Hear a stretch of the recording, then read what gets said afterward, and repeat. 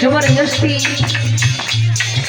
जबरदस्ती इसे इस्तेमाल कर सकता है, लेकिन मेरा मन तन उस गोविंद के चरणों में है। तू उस मेरे मन और तन को अपवित्र कर सकता है। मेरा मुझे तो मेरा गोविंद प्यारा है, मुझे तो अपना बंशी वाला प्यारा है। तू मेरा कुछ भी नहीं बिगाड़ सकता है राणा। और सुन ले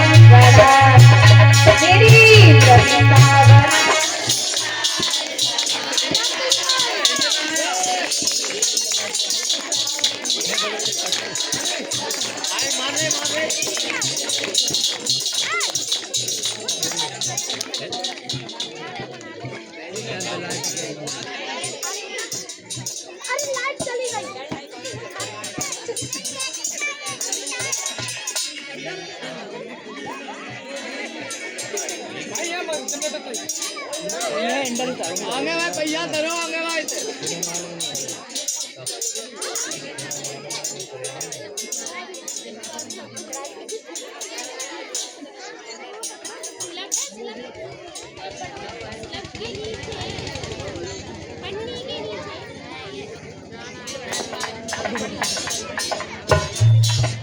होली कन्हैया लाल की, वृषाची दरबार की। तो ध्यान दें कथा पर। इधर मैया पार्वती 5 वर्ष की हुई है, 5 वर्ष की। और जब 5 वर्ष की हुई दादा, तो नारद ने जाकर के भगवान भोले बाबा का गुणगान किया है। और जैसे ये नाम भगवान भोले बाबा का सुनाए, पार्वती मैया खाते पीते सोते जागते हर पल प्रभु का गुणगान करते। उसी समय इधर गुणगान करती रहती है। पार्वती मैया अपनी मैया से कहने लगी, मैं भगवान भोले बाबा का तप करूंगी। मैया ने बड़ा समझाया, पर उन्होंने एक भी बात नहीं मानी है। मैया पार्वती तप करने के लिए बैठी हैं। उसी समय नारद ने जाकर के भगवान भोले बाबा को बताया है। भगवान भोले बाबा ने कहा कि कुछ भी हो जाए, मैं अब साथी नहीं करूंगा, कुछ भी हो जाए। नारद कहने लगे, तुम जानो, तुम्हारा काम जाने, मेरा तो सूचना देने का काम है। सूचना दी, चले। उसी समय भगवान भोले बाबा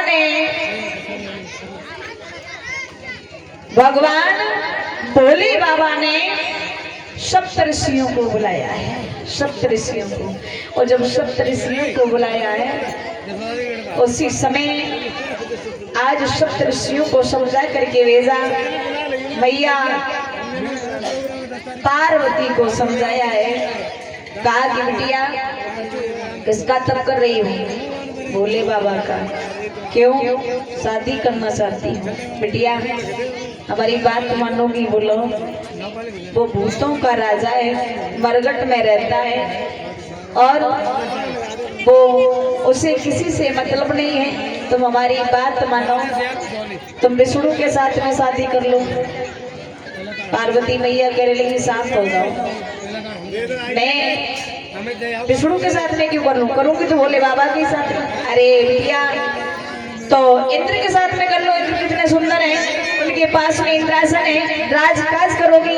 और उनके पास में मालूम है कछुनाई रहने को पर्वत पे रहते, ये भी नहीं है कि झोपड़ी हो। इंद्र के पास में ऐरावत आती है और भोले के पास में ढूंढो ना दिया है, गाज छील छील के मर गई हो। तास हमारी बात समझो और इंद्र के साथ में शादी कर लो। पार्वती को क्रोध आया, कहने लगी अब ये बात कही सो गई, दोबारा मत कहना नहीं तो झगड़ा चालू। मैं भी भूल जाऊंगी कि आप सत्य हैं। समझ गए सप्त ऋषि पार्वती मानने वाली नहीं। सप्त ऋषि चले, भोले बाबा को समझाया है जाकर के। पार्वती मैया तप कर रही है, स्वामी नमामि तू सुन ले पुकारी, और आदम वाले तू आए और तेरा इशारा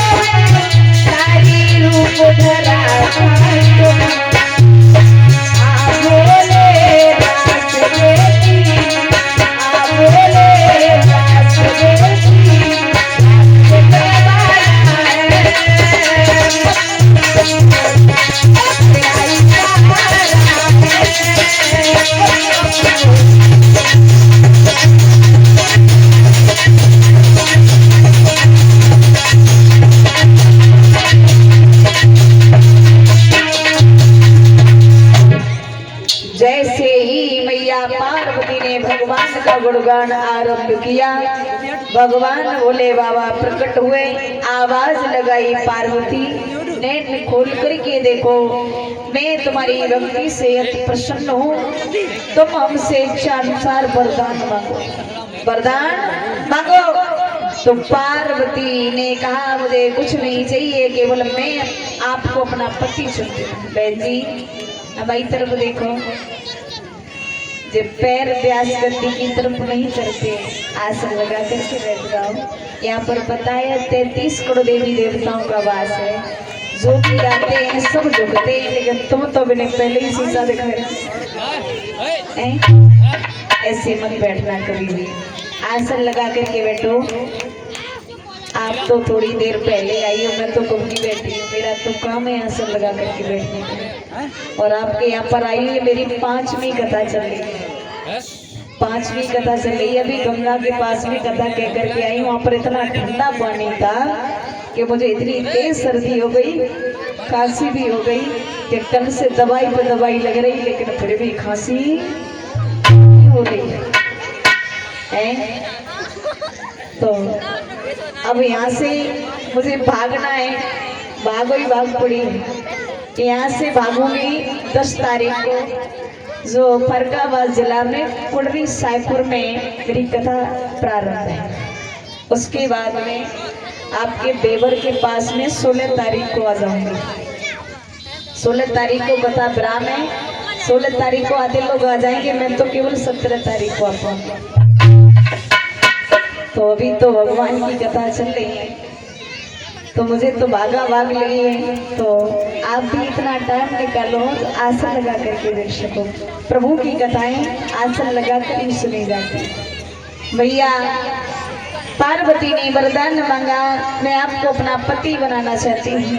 भगवान भोले बाबा ने कहा कि जाओ अपने माँ बाप से बोलो जाकर के वो शादी की तैयारियां करें, मैं शादी करने के लिए तैयार हूँ। मैया चली है। मैया पार्वती पहुंच करके अपने मैया के गले में गलुइयां डाल लेती और कहती है मैया हाँ बड़ी खुश नजर आ रही है आज तो मेरी बिटिया, क्या बात है सुन ले। मेरी लाल चूनर सर पे डाल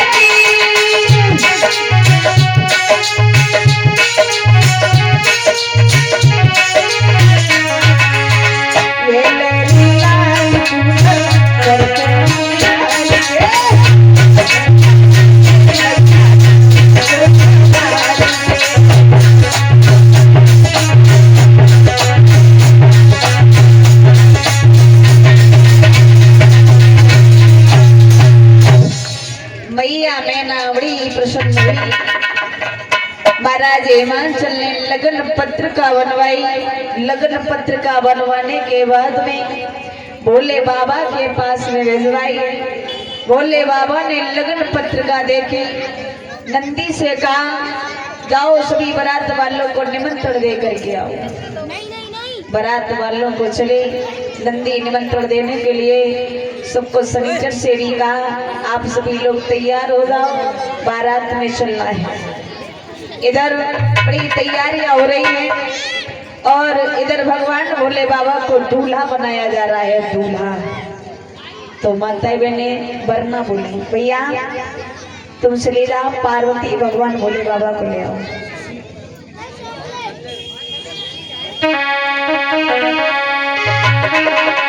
और माता बहने छुरी बोलेंगी हेलो सुशील भाई साहब को भी आवाज चल रही है, झांकी ले आए सुशील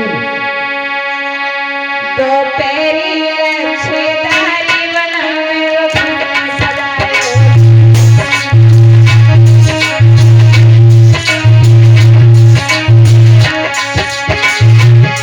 तो पैरी लक्ष्मीदारी बनावे सदाए।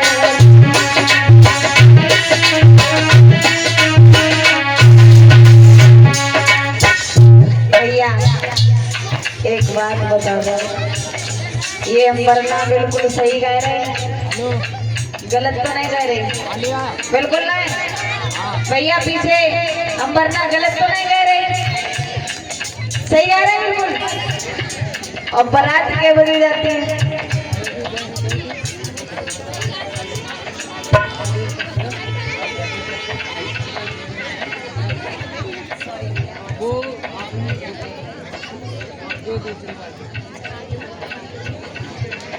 वो पहले आपने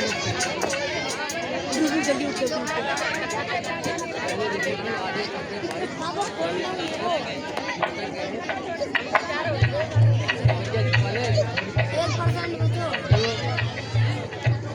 और ये हमारे भैया आदेश कश्यप और ये विमल कुमार भैया, ये दोनों भाई मिलकर के हमें 50 रुपया से सम्मानित कर रहे हैं और फरमाइश लिख रहे हैं कि वरिया जो काले गोरी तेरे अन्ना।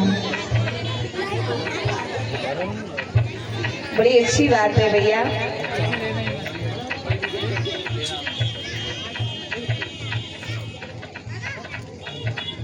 नहीं कोई बात नहीं है, आने दो। मुझे भागवत की मर्यादा मालूम है, मैं भागवत कहती हूँ। मेरे पास में किसी की भी फरमाइश नहीं सुनती। पर्ची लेने का काम है मेरा, पर्ची देंगे मैं तो ले लूंगी, पढ़ के रख दूंगी।